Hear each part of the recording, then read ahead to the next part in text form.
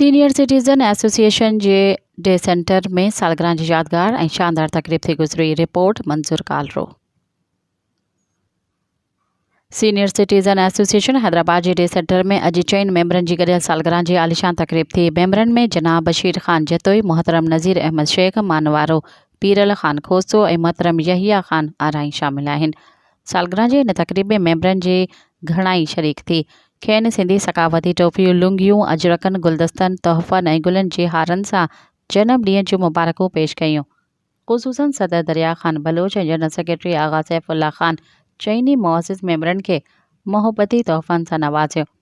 हिन तक़रीब में senior member जनाब हादी बख्श जतोई जी ख़ुसूसी शिरकत रही। सभिनी शरीक महिमाननि लाइ मांझांदी जो बहितरीन बंदोबस्त कयो वियो हो।